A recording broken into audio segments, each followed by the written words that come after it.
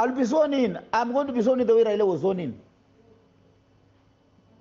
Ndio ujue Raila ako hapa ameketi. Achaenda mahali popote. Raila is here with me. He's sitting here in me. I have now seen what Raila went through. That's what you've decided. I'm going to be sworn in. I have 3 times I've seen what Raila has gone through. And if ever I made a statement that was not right on Baba, I profusely apologize. Now the shoe is fitting. I am Baba and I'm going to be sworn in.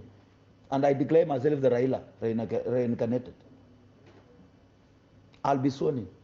Do you think the powers that be will allow you to do that? Because kama sasa hii mambo imechemuka hivi sasa kukua kama walileta mawakora yote na bado niliwashinda, kama walistaff 10,000 palo na bado niliwashinda, alafu tarehe 28 wanasema kuja kuwa CS. Nani aliwaambia nataka kuwa CS?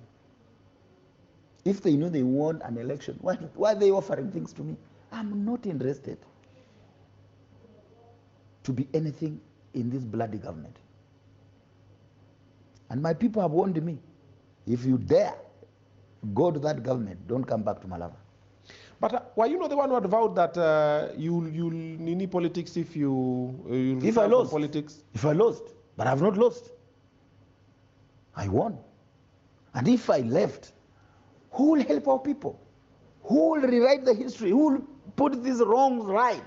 We want every Kenyan, wherever you are, whether you are in the Mount Kenya, whether you are on the mountain, whether in the valley, whether you are in the plains, feel Kenyan and you have a right to exercise your democratic rights freely without doing what Ruto did to people of Malawi. Okay. Senator Boni Khalwale is your guy? He's a friend. Okay. He's been supporting you. But at the moment, Ametolewa as a majority whip. Ametolewa, I called him and we spoke and he was very jovial, he was very happy. He's going to be the governor of Kakamega. Also, kutolewa yake si juu ya kusupport? Of course, juu ya kunisupport. Yeah. But I'm saying he's going to be the governor of Kakamega in 2027. We will make him the governor.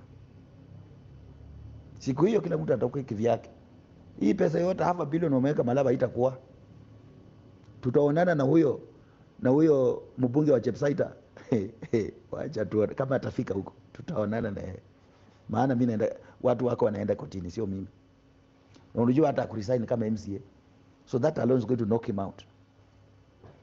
He never resigned. You saw in Mbere, 2 MCAs resigned. Ndio this guy knew he was not going to win.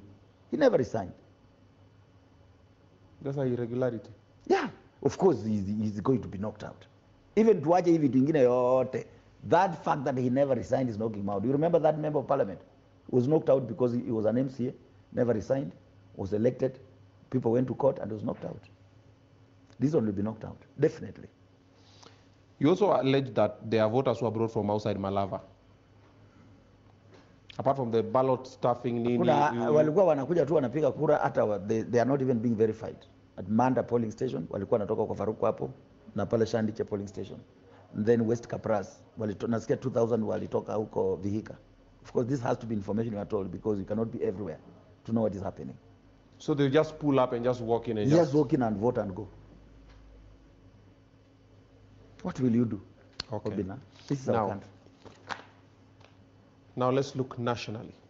2027, do you see a similarity of what has happened now happening in 2027? Because this is just a by-election. This was just a very small thing that was supposed to happen very fast. We've seen what has happened in Mbere. Then now we've seen what is happening on this other side.